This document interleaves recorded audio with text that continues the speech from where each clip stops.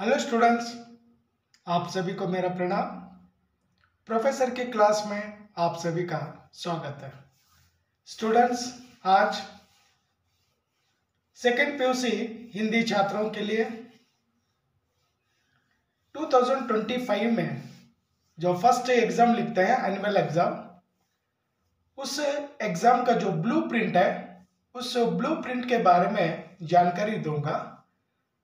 और आज आपके सामने ब्लूप्रिंट दिखाकर किस लेसन में से या किस पार्ट में से, किस कहानी में से, किस कविता में से कितने प्रश्न पूछेंगे, उन सारे प्रश्नों के बारे में या ब्लूप्रिंट के बारे में आपको जानकारी दूंगा। अगर आप एक बार ब्लूप्रिंट के बारे में जान लेंगे तो आपको पढ़ाई करने के लिए कोई दिक्कत नहीं होगी। आसानी के साथ आप पढ़ सकते हैं और आप एग्जाम में सारे आंसर्स लिखकर ज्यादा मार्क्स स्कोर कर सकते हैं। तो स्टूडेंट्स, आज मैं ब्लूप्रिंट के बारे में क्या जानकारी देने वाला हूं और ब्लूप्रिंट भी क्या दिखाऊंगा। और कल के वीडियो में आप जान लिए हैं कि बोर्ड ने 3 ब्लूप्रिंट रिलीज किया है, 3 मॉडल क्वेश्चन पेपर रिलीज किया है। और first model question paper for annual exam, मार्च में जो परीक्षा होगी उस परीक्षा के लिए first blueprint, first model question paper उस एग्जाम के लिए, यानी पहली परीक्षा के लिए। और second model question paper, second blueprint, ये दोनों भी क्या फर्स्ट सप्लीमेंट्री एग्जाम के लिए। और third blueprint, third model question paper, वो किसके लिए? तीसरी एग्जाम के लिए, सेकंड सप्लीमेंट्री एग्जाम के लिए। सो कोई भी कंफ्यूज ना हो जाइए स्टूडेंट, बहुत ही क्या क्लियर से आपको समझा रहा हूं, कोई कंफ्यूज ना कर लीजिए। सर ये क्या कर दिए sir, 3 blueprint, 3 model question paper है ना, हर एग्जाम के लिए सेपरेट ब्लूप्रिंट क्या बोर्ड ने रिलीज किया है, यानी बोर्ड ने क्या प्रिपेयर किया। और बोर्ड के अनुसार हमें भी क्या तैयार होना है, अपनी तैयारियां शुरू करनी चाहिए। और आज ब्लूप्रिंट आपको दिखाऊंगा किस लेसन में से कितने प्रश्न आ जाएंगे। स्टूडेंट्स, नोटबुक ले लो, नहीं तो टेक्स्ट बुक ले लो। टेक्स्ट बुक में जो लेसन के जो नाम है उन नाम के सामने कितने प्रश्न आ जाते हैं, 1 मार्क के कितने, 3 मार्क्स के कितने, संदर्भ किस कविता में से आ जाते हैं, वो सारा डिटेल आपको दिखाऊंगा। स्टूडेंट्स, जो भी मेरे चैनल पर नए हैं सब्सक्राइब कर लीजिए, सपोर्ट करिए और वीडियो को क्या निरंतर क्या देखते रहिए।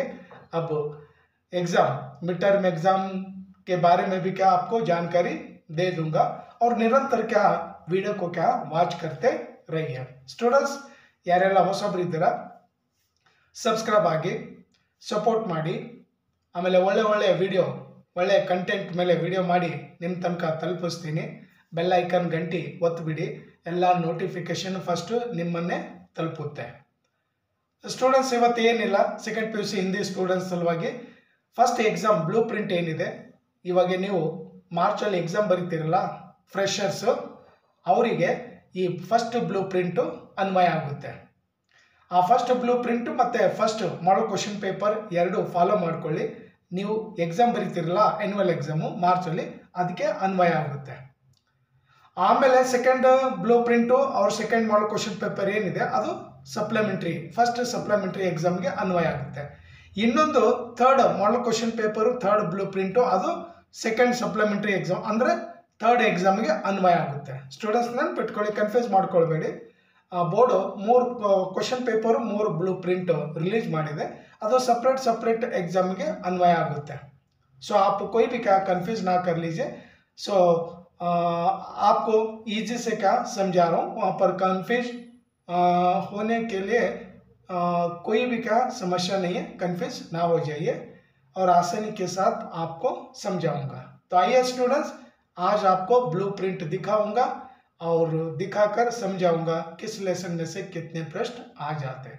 So this is new blueprint and all students, especially second PUC Hindi students, all of you refer to this blueprint because this blueprint for first exam So all of you, you will write March exam, no, annual exam.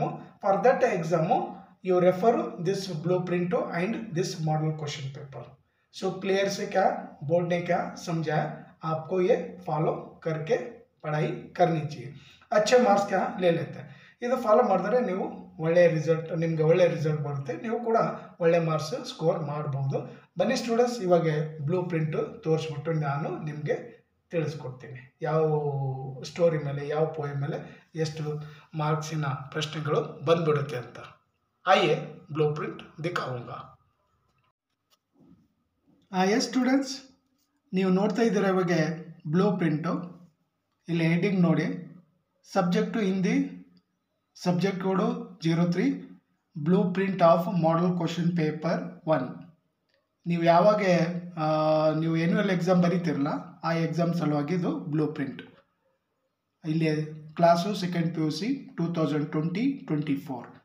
So how is this blue print? Just U C, I explain about this blueprint, and all of you open your textbook and you see lessons, and I also explain here about lessons and marks or questions.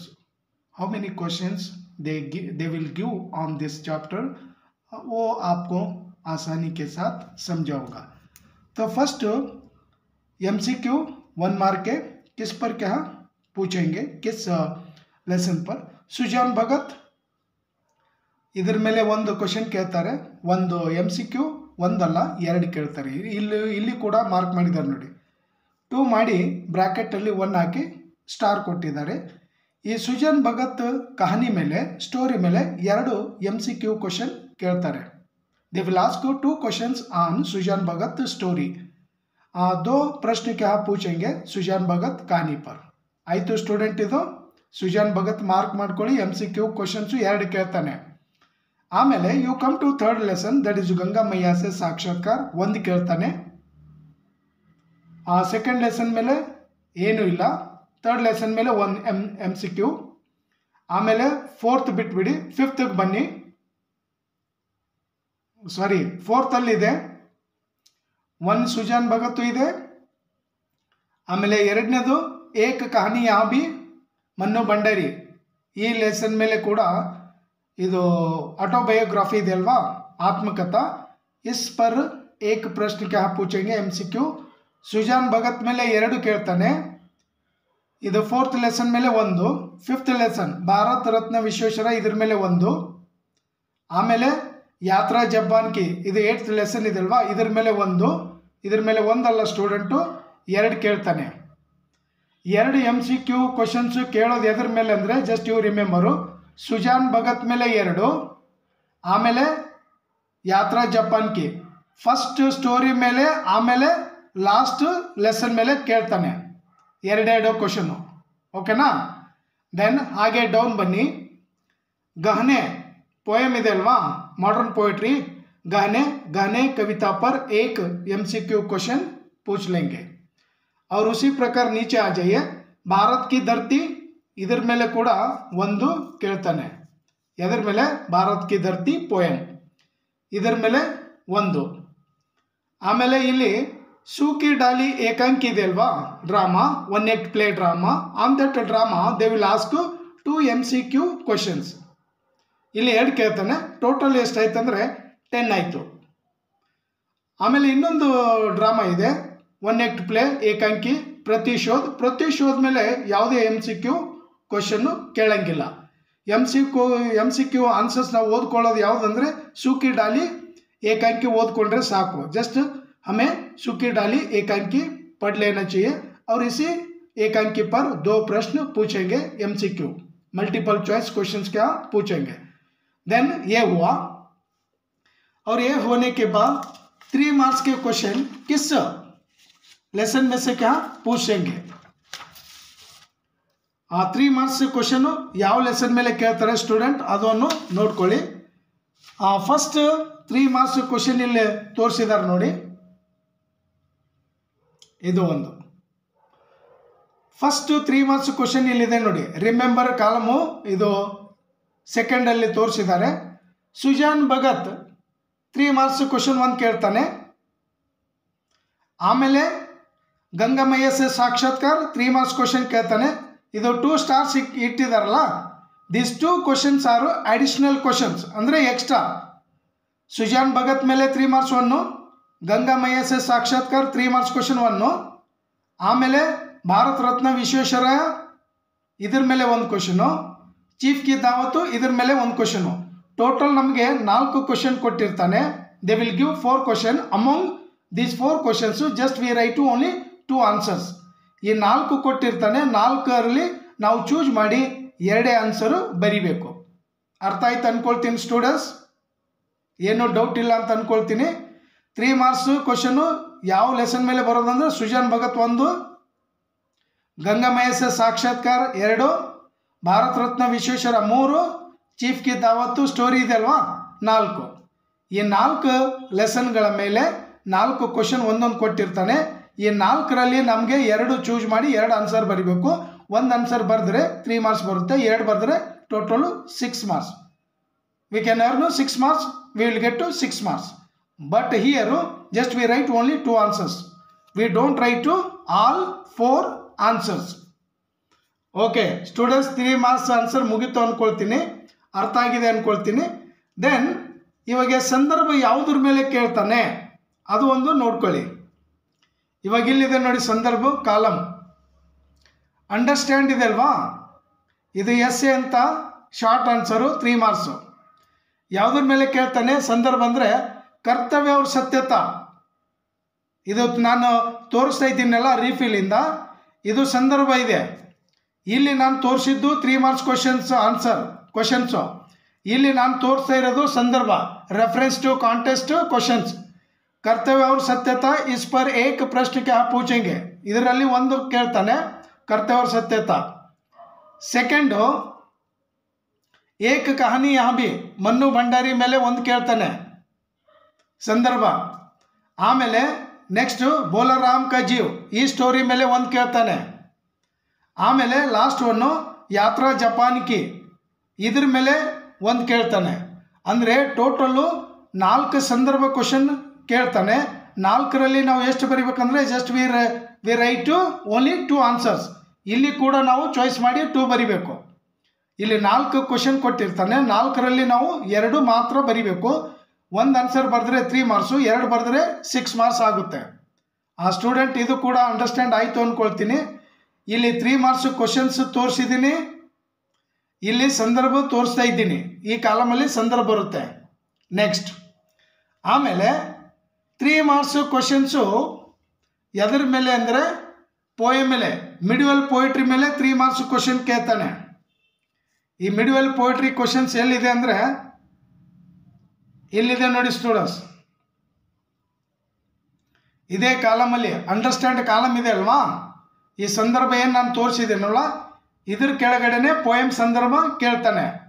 ಯಾವ poem ಮೇಲೆ ಸಂದರ್ಭ ಕೇಳ್ತಾನೆ ಅಂದರೆ 3 marks Surdas ಕೆ ಪದ್, ರಹೀಮ್ ಕೆ ದೋಹೆ. ಈ 2ರಲ್ಲೂ ಒಂದೊಂದು ಕೇಳ್ತಾನೆ. ನಾವು ಯಾವುದೇ 1 ಚೂಸ್ ಮಾಡಿ 1 ಆನ್ಸರ್ ಬರಿಬೇಕು. ಓಕೆನಾ. ಸೂರ್ದಾಸ್ 1 ಸಂದರ್ಭ ಕೇಳ್ತಾನೆ, ರಹೀಮ್ ಕೆ ದೋಹೆ ಇನ್ನೊಂದು. 2 ಕ್ವಶನ್ ಕೇಳ್ತಾನೆ ಸಂದರ್ಭ. ನಾವು ಬರೆಯೋದು ಮಾತ್ರ 1 ಆನ್ಸರ್.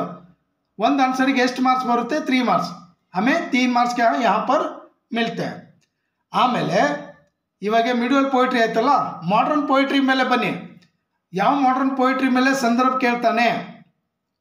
ಫಸ್ಟ್ 1 ಅಧಿಕಾರ, ಮಾಧಿ ವರ್ಮಾದವ್ರು ಲಿಖಿತೇನಾ ಅಧಿಕಾರ. ಈ ಪೋಯಮ್ ಮೇಲೆ 1 ಸಂದರ್ಭ ಕೇಳ್ತಾನೆ 3 ಮಾರ್ಕ್ಸು. ಆಮೇಲೆ ಕಾಯರ್ ಮತ್ ಬಂದ್ ಇದ್ರ ಮೇಲೆ 1 ಮಾರ್ಕ್ಸು. ಆಮೇಲೆ ಇನ್ನೊಂದು ಭಾರತ್ ಕಿ ಧರ್ತಿ, ಇಲ್ಲಿ ಕೆಳಗಡೆ ಡೌನ್ ಇದೆ ನೋಡಿ, ಭಾರತ್ ಕಿ ಧರ್ತಿ, ಈ ಪೋಯಮ್ ಮೇಲೆ 1. ಅಂದರೆ ನಮಗೆ ಸಂದರ್ಭ ಕ್ವಶನ್ ಎಷ್ಟು ಕೊಡ್ತಾನೆ ಅಂದರೆ 1 2 3 ಕೊಟ್ಟಿರ್ತಾನೆ.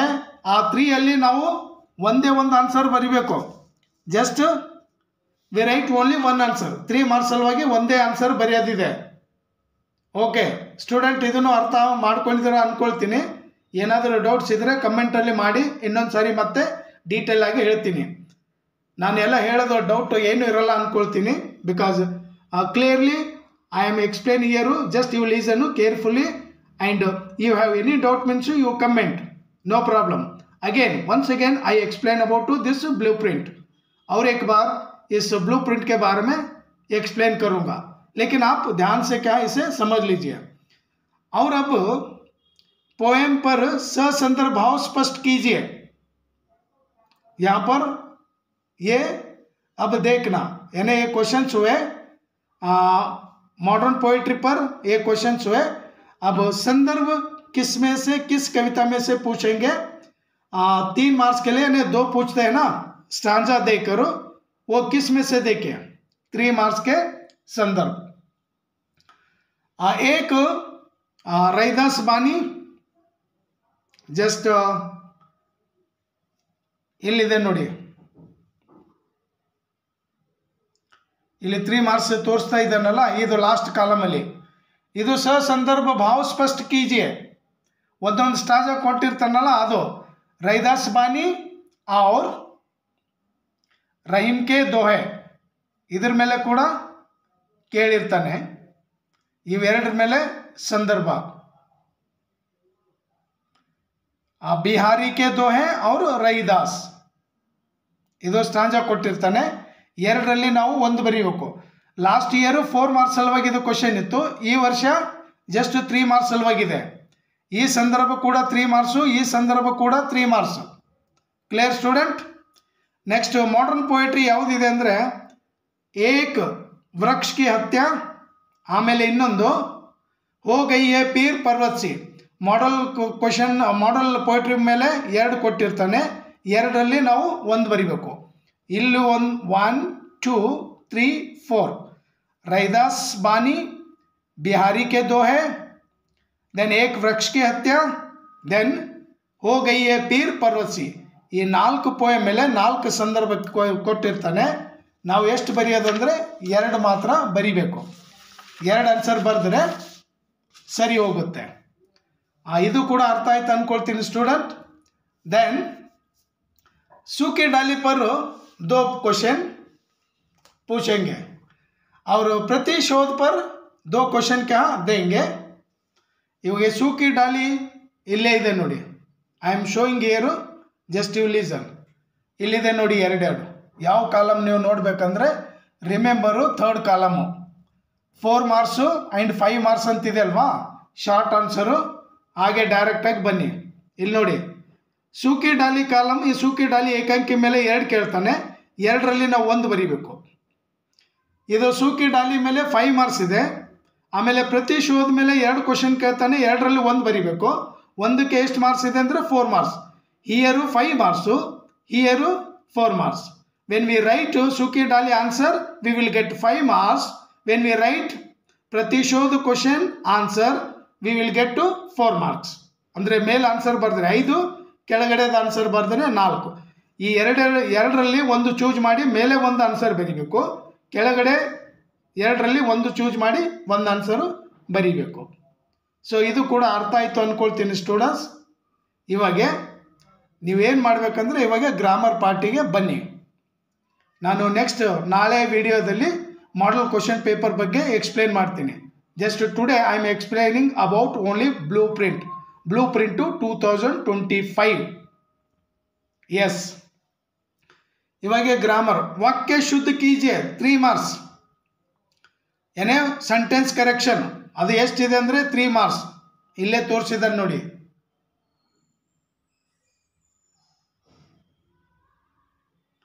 ಅಂದರೆ 1 ಸೆಂಟೆನ್ಸ್ ಕರೆಕ್ಟ್ ಮಾಡಿದ್ರೆ 1 ಮಾರ್ಕ್ ಬರುತ್ತೆ. Total 3 marks. ಅಂದರೆ 3 ಸೆಂಟೆನ್ಸ್ ಕೊಟ್ಟಿರ್ತಾನೆ, 3 ರಾಂಗ್ ಸೆಂಟೆನ್ಸ್ ಕೊಡ್ತಾನೆ, ನಾವು ಕರೆಕ್ಟ್ ಮಾಡಬೇಕು. They will give 3 wrong sentences, we only correct to those sentences. ಆಮೇಲೆ निम्नलिखित वाक्यों को सूचनानुसार बदलिए 3 मार्क्स सलुवागे. ಅಂದರೆ ವರ್ತಮಾನ ಕಾಲ ಸೆ ಭೂತಕಾಲ, ಭೂತಕಾಲ ಸೆ ವರ್ತಮಾನ ಕಾಲ, ಕಾಲ ಪರಿವರ್ತನ ಟೆನ್ಸಸ್ ಕೇಳ್ತಾನೆ. 3 ಸೆಂಟೆನ್ಸ್ ಕೊಡ್ತಾನೆ, ಆ 3ರಲ್ಲಿ ನಾವು 3 ಬರಿಬೇಕು. 1 ಸೆಂಟೆನ್ಸ್ ಕರೆಕ್ಟ್ ಮಾಡಿದ್ರೆ 1 ಮಾರ್ಕ್ಸು, ಟೋಟಲು 3 ಇದೆ. ಸೊ ಇದು ಪಾರ್ಟ್ ಕೂಡ ಮುಗೀತು. ನೆಕ್ಸ್ಟ್ ಇವಾಗ ಲಿಂಗ ಬದಲಿಯೇ, ಅಂದರೆ ಲಿಂಗ ಚೇಂಜ್ ದ ಜೆಂಡರ್, ಅನ್ಯ ಲಿಂಗ ರೂಪಲಿಕ್ಕೆ 3 ವರ್ಡ್ ಕೊಡ್ತಾನೆ. ಅದು 3 marks. Clear students? Change the gender, they will give 3 words. For 3 words they have given here 3 marks. ಅಂದರೆ ಲಿಂಗ್ ಬದಲಿ ಸ್ಟಿಲ್ಲಿಂಗ್ ಸೇ ಪುಲ್ಲಿಂಗ್, ಪುಲ್ಲಿಂಗ್ ಸೇ ಸ್ಟಿಲ್ಲಿಂಗ್, ಇದಕ್ಕೆ 3 marks. ಒಂದು ಬರೆದ್ರೆ 1 ಮಾರ್ಕ್ ಸಿಗುತ್ತೆ. ನೆಕ್ಸ್ಟು ಅನೇಕ ಶಬ್ದೋं के लिए एक शब्द, 1 word substitution, ಅದನ್ನು ಕೂಡ 3 ಕೊಟ್ಟಿರ್ತಾನೆ ಸೆಂಟೆನ್ಸು, ಒಂದೊಂದಕ್ಕೆ ಒಂದೊಂದು. ಮಾಡಲ್ ಕ್ವಶನ್ ಪೇಪರ್ ಬಗ್ಗೆ ನಾಳೆ ಎಕ್ಸ್ಪ್ಲೇನ್ ಮಾಡ್ತೀನಿ ಸ್ಟೂಡೆಂಟ್. ದೆನ್ ಉಪಸರ್ಗ, ಪ್ರೆಫಿಕ್ಸ್, 2 ವರ್ಡ್ ಕೊಡ್ತಾನೆ, 2ಕ್ಕೂ ಒಂದೊಂದು ಮಾರ್ಕ್ಸು, 2 marks. ಉಪಸರ್ಗ ಮೀನ್ಸು ಪ್ರಿಫಿಕ್ಸ್. ದೆನ್ ಪ್ರತ್ಯಯ 2 marks, ಒಂದೊಂದಕ್ಕೆ ಒಂದೊಂದು mark, 2 marks. This is you suffix. ಓಕೆನಾ? ಸೊ ಸಫಿಕ್ಸು ಆಯಿತು, ಪ್ರಿಫಿಕ್ಸು ಆಯಿತು. Then again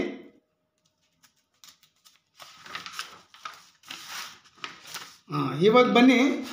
then last 2 parts are here, grammar parts. निम्नलिखित अनुच्छेद पढ़कर उस पर आधारित प्रश्नों के उत्तर लिखिए. Passage, they will give passage. Passage ಎಲ್ಲಿದೆ? अपठित गद्यांश 4 marks.